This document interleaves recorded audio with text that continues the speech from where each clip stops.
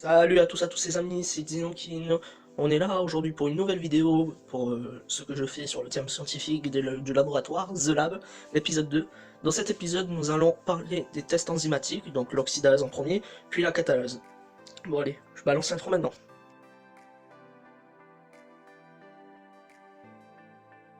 Nous allons commencer par un des tests enzymatiques. On va commencer bien sûr par l'oxydase.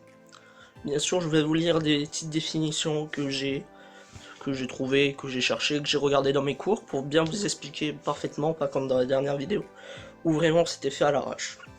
Le terme oxydase désigne une enzyme recherchée en bactériologie systématique. On dit bactérie oxydase plus si un fragment de culture est capable d'oxyder la forme réduite des dérivés de N-méthylé du paraphénylendiamine en sémiquinol, donc en rose violet.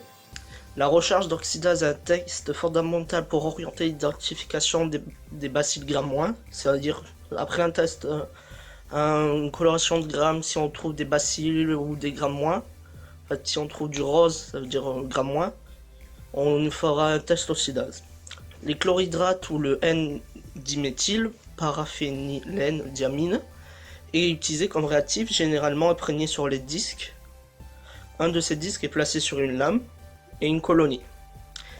Il est déposé avec une pipette Pasteur.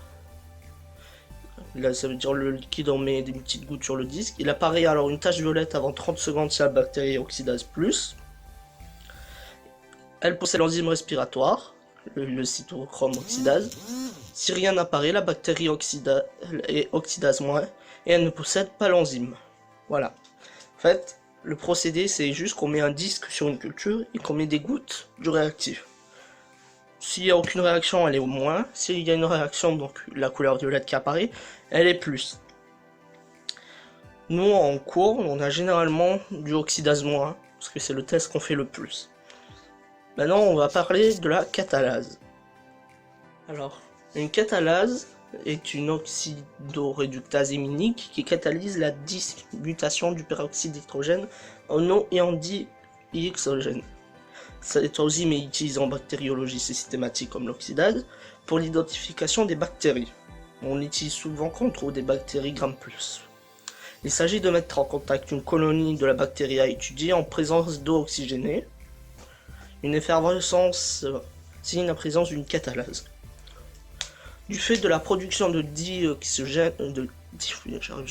dioxygène par la catalase, elle est absente chez les bactéries anaérobies strictes.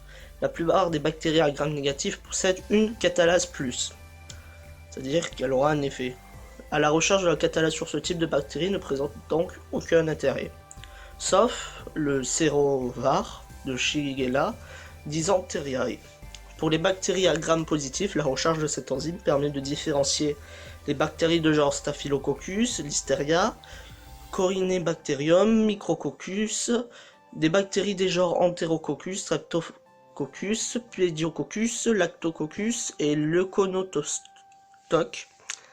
Le procédé de la catalase est simple aussi comme celle de l'oxydase. Il suffit juste de prendre une lame de verre propre à peu près, déposer une goutte du réactif de catalase, donc qui est l'oxygéné, le H2O2, puis la mettre en contact avec une colonie isolée, prélevée directement avec une pipette Pasteur. Ça veut dire avec la pipette Pasteur boutonnée, on va prendre une colonie, puis le mettre sur la verre, dans la goutte. Et bien sûr, il faut prendre une anse en plastique à usage unique et surtout pas utiliser une anse en métal car elle serait oxydante. S'il y a des bulles qui se forment, la bactérie possède la catalase. Si rien n'est observable, la bactérie ne possède pas l'enzyme, donc est catalase moins. Voilà, nous en cours, les catalases, c'est vraiment le test qu'on fait le moins, car on trouve beaucoup de Gram-.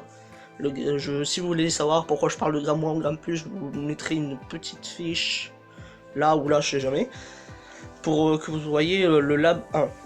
Voilà.